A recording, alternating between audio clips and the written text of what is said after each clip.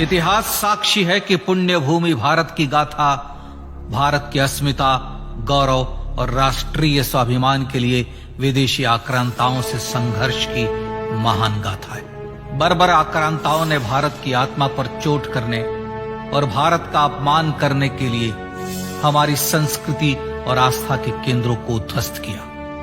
सोमनाथ, काशी, मथुरा और अयोध्या के मंदिरों का तोड़ा जाना आज भी भारत की स्मृतियों में जीवित है। सन 1528 में अयोध्या में भगवान श्री राम के मंदिर का मुगल आक्रांता बाबर द्वारा तोड़ा जाना ऐसी ही एक अक्षम्य घटना थी जिसने सीधे भारत के सम्मान और आत्मा पर चोट की।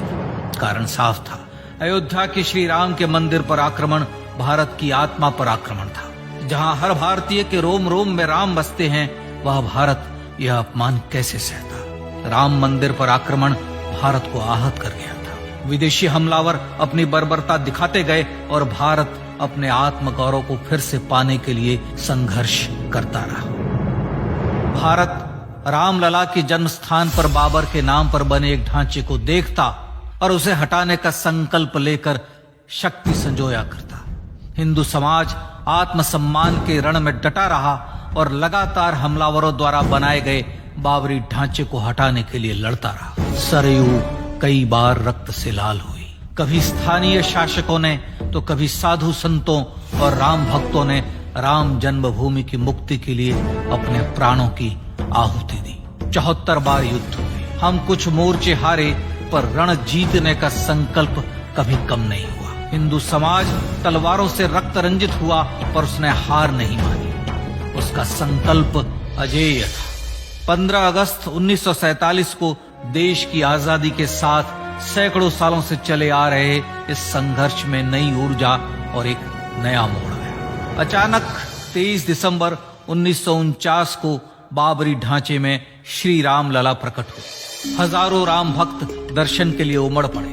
तत्कालीन प्रधानमंत्री पंडित जवाहरलाल नेहरू ने उत्तर प्रदेश सरकार को श्री राम लला को विवादित ढांचे से हटाने का आदेश दिया। उत्तर प्रदेश सरकार ने अयोध्या के कलेक्टर को यह काम दिया और यह निर्देश भी कि जरूरत पड़ने पर वे बल का प्रयोग भी करें। अयोध्या के कलेक्टर ने सरकार को उत्तर दिया कि यह नरसंहार के बिना संभव नहीं है, और फिर भी वह ऐसा चाहती है तो किसी दूसरे कलेक्टर से यह काम करवा ले। परिणाम स्वरूप रामलला की मूर्ति वहीं विराजमान रही। विवादित ढांचे को बंद कर दिया गया।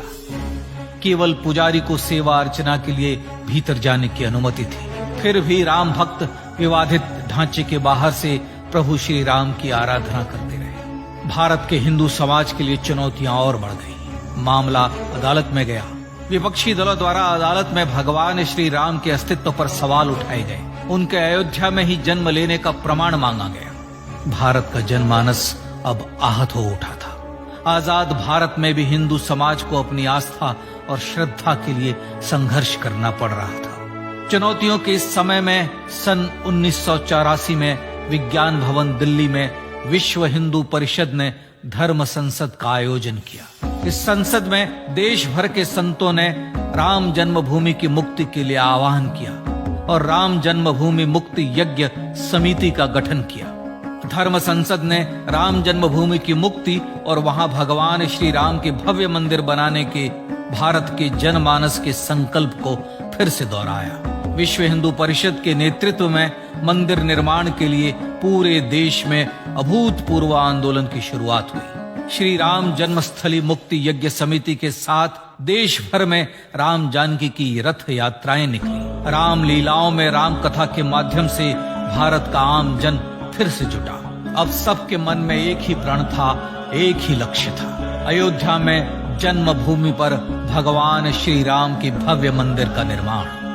सन 1989 में विश्व हिंदू परिषद द्वारा गांव-गांव से रामशिला पूजन करके अयोध्या भेजी गई। 2,75,000 गांवों से रामशिलाएं अयोध्या पहुंची। भव्य राम मंदिर के शिलान्यास का निर्णय हुआ। पूज्य संत महात्माओं और हिंदू समाज के अन्य प्रमुख नेताओं के निर्णय के अनुसार अनुसूचित जाति के प्रमुख नेता श्री कामेश्वर चौपाल ने 9 नवंबर 1989 को मंदिर निर्माण का पहला पत्थर रखा। राम जन्मभूमि पर मंदिर निर्माण के लक्ष्य की पूर्ति के लिए सन 1990 में सोमनाथ से अयोध्या के लिए श्री लाल कृष्ण आडवाणी ने रथ यात्रा की शुरुआत की। देश में जन भावनाओं का ज्वार उमड़ने लगा। श्री लाल कृष्ण आडवाणी के रथ यात्रा के साथ साथ मंदिर के लिए जन समर्थन बढ़ने लगा और छद्म सेकुलरवाद बेनकाब होने लगा। इस जन आंदोलन को रोकने की तमाम कोशिशें हुई पर सब व्यर्थ हुई। विश्व हिंदू परिषद ने देशवासियों से अयोध्या में जन्मभूमि पर मंदिर निर्माण के लिए 30 अक्टूबर और 1 नवंबर 1990 को कार सेवा का आह्वान किया। परिणाम स्वरूप लाखों राम भक्त कार सेवा के लिए देश के कोने कोने से अयोध्या आए। इससे देश की एकात्मता का विराट दर्शन हुआ। कार सेवकों को रोकने के लिए उत्तर प्रदेश के तत्कालीन मुख्यमंत्री श्री मुलायम सिंह यादव ने अयोध्या में परिंदे को भी पर न मारने देने की घोषणा की। स्थितियां गंभीर हो गई। अयोध्या से 100-100, 200 किलोमीटर दूर रेलगाड़ियां रोक दी गई। अयोध्या युद्ध भूमि बना दी गई। मार्ग बंद, रेल बंद, चप्पे चप्पे पर पुलिस। अयोध्या सैनिक छावनी में बदल गई। राम नाम पर ऐसी पाबंदी कि अर्थी ले जा रहे लोगों तक को रोका गया क्योंकि वे राम नाम सत्य कह रहे थे। लेकिन सैकड़ों किलोमीटर की यात्रा कर कार सेवक अयोध्या पहुंचने लगे। राम के गीत गाते, होठों पर हंसी और पांव में छाले लिए राम काज के लिए राम भक्त देश विदेश से अयोध्या पहुंच ही गए। कार सेवकों पर गोलियां चली। अनेक कार सेवक शहीद हुए।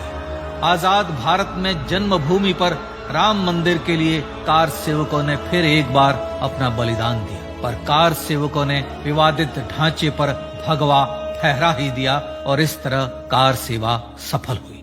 श्री राम जन्मभूमि आंदोलन ने भारत की सुप्त आत्मा को झकझोर कर जगा दिया था। विश्व हिंदू परिषद ने फिर एक बार 6 दिसंबर 1992 को कार सेवा का आह्वान किया। राम भक्तों को कार सेवा करने देने के लिए अदालत में प्रार्थना की गई, पर अदालत ने कोई निर्णय नहीं दिया। परिणाम स्वरूप बौद्ध, जैन, सिख, स्वामीनारायण संप्रदाय, गायत्री परिवार, हर पंथ मत विचार के हिंदू एकत्र हो गए। छूत अछूत का भेद मिटा, जाति की पहचान मिटी। हम सब हिंदू, हम सब सिंधु बन गए।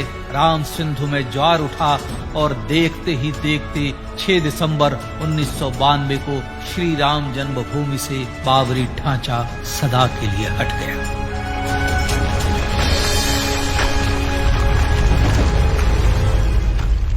यह क्षण शौर्य, न्याय और सत्यमेव जयते का क्षण था।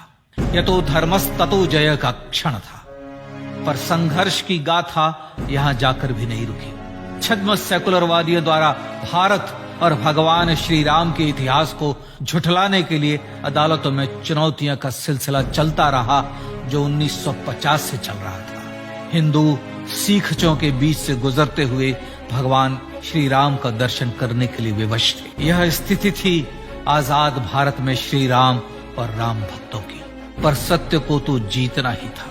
आखिरकार देश के सर्वोच्च न्यायालय के 5 जजों की खंडपीठ ने 9 नवंबर 2019 को ऐतिहासिक निर्णय दिया और यह कहा कि अयोध्या जन्मभूमि परिसर की पूरी 67 एकड़ भूमि रामलला की। और न्यायालय ने भारत सरकार को जन्मभूमि पर मंदिर बनाने के लिए एक ट्रस्ट बनाने का आदेश दिया।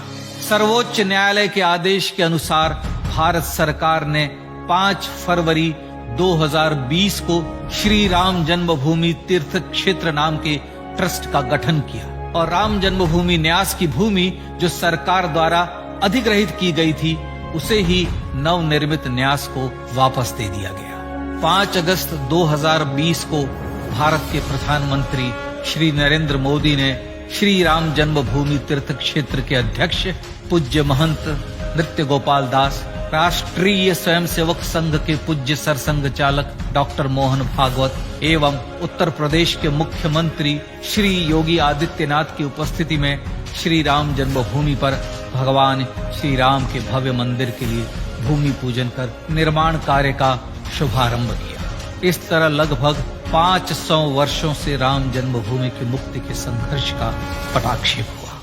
अपने आत्मसम्मान और राष्ट्रीय अस्मिता के लिए इतना लंबा संघर्ष विश्व के इतिहास में बेजोड़ है। श्री राम भारत की आत्मा, भारत की परिभाषा, हमारे राष्ट्रीय आदर्शों और जीवन मूल्यों के प्रतिनिधि मर्यादा पुरुषोत्तम हैं, जो हर हिंदू के होठों पर जन्म से मृत्यु तक रहे, बस यही हर हृदय में प्रार्थना होती है।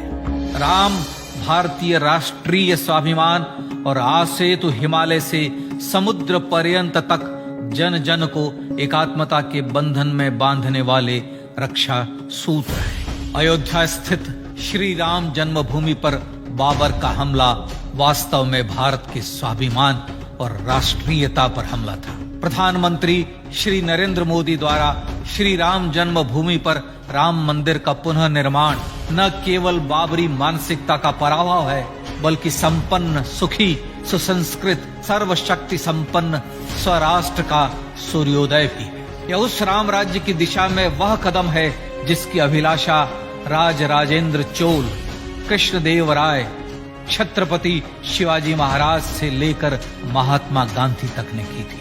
अयोध्या में जन्मभूमि पर भगवान श्री राम का मंदिर न सिर्फ राष्ट्रीय गौरव होगा, बल्कि वह श्री राम के आदर्शों का राष्ट्र मंदिर होगा। अब वह महान संकल्प पूरा होने जा रहा है। आइए इस राम यज्ञ, राष्ट्र यज्ञ में जिन ज्ञात और अज्ञात भारतीयों ने अपनी आत्माहुति दी है, उनका पुण्य स्मरण कर उन्हें श्रद्धांजलि दी।